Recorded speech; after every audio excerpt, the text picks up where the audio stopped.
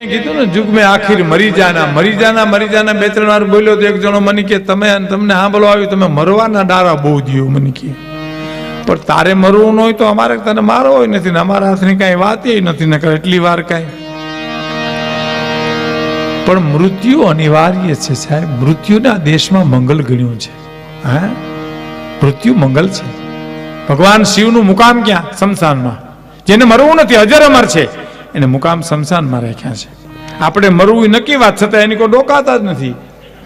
નકર ન્યાય ઘુમરો મારી આવવો જોઈએ. આપણે ફાવે ન ફાવે છોકરા કંઈક બીજી વ્યવસ્થા કરે પણ મૃત્યુ અનિવાર્ય. એકનાથજી પાસે એક માણસ આવેલો. એકનાથજી પાસે એક માણસે આવીને એટલું કીધું એકનાથજીને બાપુ કે માણસને સારા વિચારો આવે એમ નબળા વિચારો પણ આવે.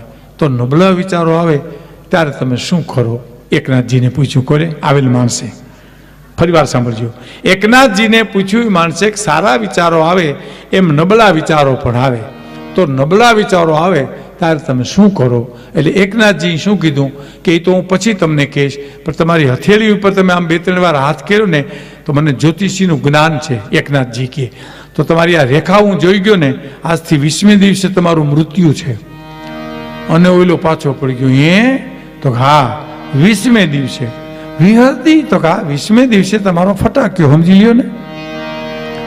અને ભાઈ ગયો સાહેબો ઘેરે. કાંઈ પૂછવા રોકાણો નહીં. જઈને કીધું કે સાંભળ્યું. એના પત્નીને કીધું ઢોલિયો ઢાળો, પૂરું થઈ ગયું. 20મે દિવસે ફટાક્યો. ઢોલિયો ઢાળ્યો, કૂતો આવ્યું કે આવશે, આવ્યું કે આવશે. એ જ રમે ને પછી તો સાહેબ એમ 1 દી 2 દી 5 દી 15 દી 18 દી 19 દી 20મા દિવસનો જ્યારે હુર જીગ્યો તો મૃત્યુ ન હોય. પણ એકનાથજી આવી ગયા સાહેબ. કાટ પગથિયાં ચડીને કીધું કે તમે તમારી ઘાતમાંથી બચી ગયા છો. તમને મૃત્યુ આવવાનું હતું ને એ ઘાતમાંથી તમે ઉગરી ગયા છો. ત્યાં તો ઈસ્પ્રિંગ ઉલરે ઉલરો ખાટલામાંથી એમ બચી ગયો હું. તો હા તમે મને શું પૂછવા આવ્યા હતા એ તો કયો મને. તો હું તમને એ પૂછવા આવ્યો તો નબળા વિચારો આવે સારા વિચારો આવે એમ નબળા વિચારો આવે. નબળા વિચારો આવે ત્યારે તમે શું કરો? એકનાથજી કે આ 20 દિવસમાં તમે નબળા વિચારો કેટલા કર્યા? આ 20 દિવસમાં તમે નબળા વિચારો કેટલા કર્યા? તો કે એકેય નહીં. તો કે કારણ કે મોત સામે દેખાતું હતું એમ. તો કા 20 દિવસ તમે મૃત્યુને નજરમાં રાખીને જીવ્યા ને એને અમે આખી જિંદગી નજરમાં રાખીને જીવીએ ને પછી નબળો વિચાર આવતો જ નથી સાહેબ. કોઈ છે મૃત્યુ તો મંગલ છે. હે રામે લક્ષ્મણને એટલું કીધું લક્ષ્મણ આદર્શ વિનાનું જીવન વ્યર્થ છે. આ એક નાની એવી વાત છે. યુવાન મિત્રો જે હશે એને સાંભળજો. અમારે તો શું છે બોધ ગઈને થોડી રહી. તમારે તો ઘણી મંજિલો કાપવાની છે પણ આ વાતને જીવનમાં ઉતારજો. રામે લક્ષ્મણને કીધું કે લક્ષ્મણ આદર્શ વિનાનું જીવન વ્યર્થ છે. તો લક્ષ્મણે દલીલ કરી કે આદર્શમાં જીવન વ્યર્થ બની જાય. પ્રભુ એનું શું? તમારી વાત હું સ્વીકારું છું કે આદર્શ વિનાનું જીવન વ્યર્થ છે પણ આદર્શમાં જીવન વ્યર્થ બની જાય. પ્રભુ એનું શું? તો આદર્શમાં વ્યર્થ બનેલું જીવન લક્ષ્મણ બીજાને માટે આદર્શ બની જાય છે. હવે જો જીવન જીવવા માટે તો હરિચંદ્ર તારામતીના દાખલા દેવાય ને. ટાટાને બિરલાને હાલે. ખરીદો દુનિયાના લોકો અમારે અમારું જીવન વેચવું છે. ખરીદો દુનિયાના લોકો અમારે અમારું જીવન વેચવું છે. શું ગુનો નરસિંહભાઈ, શું ગુનો હરિચંદ્ર તારામતીનો મને કહેશો તમે? સત્યનો છોડવું એટલો જ ગુનો ને એનો. પણ દાંત કાઢતા વેચાણે છે. રોતા નહીં સાહેબ. હા, મેં એક જગ્યાએ હરિચંદ્ર તારામતીને ઘણા વર્ષો પહેલા ગામડામાં વાર્તા કરીને તો એકદમ રોવા માંડ્યો સાહેબ મારી પાસે આવી. મને કે આવા દખ આપણી ઉપર પડે તો આપણે તો મરી જાય. મેં કીધું તારી ઉપર નાખે નહીં. એની પાસે મીટર છે કે એની ઉપર કેટલું નાખવું. તને કેરોસીન લેવા મોકલે તું ધ્રુસકા મૂકતો તારી પર હરિશ્ચંદ્ર ના કસટ હોય? મોજ કર ન કરવાના કર.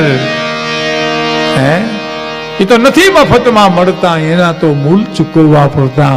દુનિયામાં સંતોને સંતપણા ક્યાંય. આ તો હાસ્યરસ જીવનમાં તો બહુ મહત્વનો છે. જુનાગઢમાં એક ભાઈને મેં પૂછ્યું, મેં કીધું તમારે બાપુજી શું કરે? મને કે અફસોસ કરે છે. શેનો? મેં કીધું અફસોસ કરે. મને કે અમે આવ્યા એનો. અમે મારા બાપુજી ત્યાં લઈ દઈને પધાર્યા એનો અફસોસ કરે છે. 15 દી પછી એના બાપુજી મને મળ્યા. મેં દીકરા કેટલા? મને કે 3, પણ ટબા જેવા હો. આ ટબા જેવો શબ્દ આપણે સૌરાષ્ટ્રનો છે. આ લાઇટ ઘડીક થાય ને બંધ થાય છે, એમાં કોણ કરે? કોઈ કે એની મેળે મેળે થાય છે. તો એ એક ધારી રાખો ને એટલે હું અમે બે ધ્યાન ન થાય. આ બસ આમ નામ રાખો. જો સામે ઓડિયન્સને નડતી હોય તો બંધ કરો, ગમે બેમાંથી એક કરો એમ. હા નહીં એટલે તમારે વિડીયો વાળાને કે જે કંઈ જરૂરી હોય એટલી લાઈટ રાખો તમે, તમારે કોઈ પ્રશ્ન નથી. હા, આ ટબા જેવા શબ્દ આપણે સૌરાષ્ટ્રનો, કાઠિયાવાડ, આપણા કાઠિયાવાડના શબ્દો અમુક તો સમજાય જ નહીં. હા, ભે માંદણામાં પડી લ્યો, માંદણું સમજાવ તો પોણી કલાક થાય આમાં માણાને.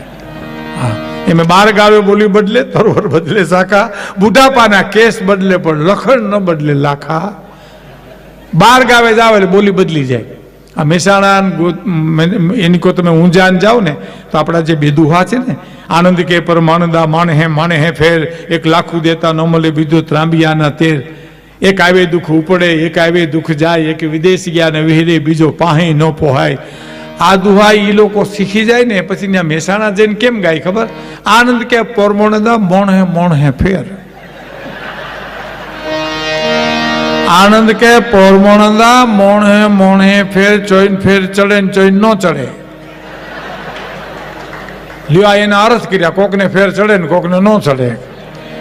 ત્યાં બીજો બોલે આનંદ કે પરમાનંદા ગોમડે ફેર, ચાંયથી બસ જડે ને ચાંયથી ન જડે. હવે હું કામે માછલા ધુઓ છો, મારા ધુઆઓ ઉપર ભલામણ. હે, અમે લાખાભાઈ, દિવાલીબેન, પ્રાણભાઈ અમે મહેસાણા પાસે એક પ્રોગ્રામ દેવા ગયા ને તો ગરધણીએ મારો પરિચય કરાવ્યો. એ હજી મગજમાં જ જતો નથી. હા, લાખાભાઈનું શરીર શાંત થઈ ગયું, દિવાલીબેનનું શરીર શાંત થઈ ગયું, પ્રાણભાઈનું શરીર શાંત થઈ ગયું. આનો સાક્ષી એક હાજી રમકડું છે જુનાગઢમાં, અને હું છું, મને ખબર છે. હમણાં સાબુદ્દીનભાઈ મને કહે, સાબુદ્દીન રાઠોડ મને કહે, એક જણો મને મળ્યો અમદાવાદમાં, એ કે તમે ભીખુદાનભાઈ હજી જીવો છો? એ કે એને એમ કે આ બધા વૈયા ગયા છે એની હારી. સાબુદ્દીનભાઈ મને દાંત કરીને ગોટો વાળી દીધો હો સાહેબ. હા, મને કે આમ નામ કીધું હો મને કે. હા, અને કે હજી હું હજી પ્રોગ્રામ જ આપો છો?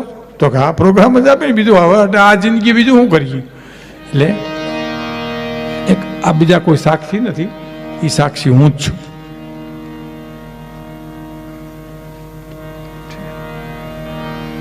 અને આજે રમકડું છે. અમારો પરિચય કરાયો ગરધણી. સાંભળજો, લાખાભાઈ ગઢવી અને એની ટોળકીએ ખૂબ મજા કરાવેલી. તે પ્રાણભાઈ મને કે ટોળકી કોણ? મેં કીધું હું, તમે દિવાલીબેન. આપણે ટોળકી, લાખાભાઈ આપણા નાયક. અને પછી હું કીધું ખબર, નામચીન કલાકારો છે. નામચીન હું ખિસ્સા કાતરું છે? નામચીન કલાકારો છે. એમાં એક જણ આવીને મને કે કાળજાનો કોકડો કરજો. કોકડો પેલો કાળજાનો કોકડો. તો મેં કીધું લાખાભાઈ ગઢવી હમણાં જ કાળજાનો કટકો તો ગાયો, મને કે કોઈ બીજો કોકડો કરો. તમારા કોઠિયાવાડમાં ઘણા કોકડા હોય, શું કરું આની પાસે? અંતરના નાણની તો કોક વેધુ ને કહેવાય, પણ ચોરે ન ચર્ચાય ચિત્તની વાતું શંકરા. અંતરના નાણની એ તો કોક વેધુ ને કહેવાય. સાહેબ, સમજણો માણા હોય એને વેદનાની વાતો કરાય, હામી માંડે એને ન કરાય. આપણે કે અમારા ગામમાં એક બાવો છે, તો અમારા ગામમાં છે. હવે બાવા તો બધે હોય, અમારી સાંભળ તો કરો. અમારે રામગર બાપુ ક્રોધી બહુ, તો પૂછો. અમારે ભીમગર ભૂકા કાઢ ના કહેવા. જેવી માંડો એવી માંડે એની સામે શું કરાય? કહેવાનો મારો અર્થ, મને કે બાપાને કોઈ દીકરા કેટલા? મને કે 3, પણ ટબ્બા જેવા.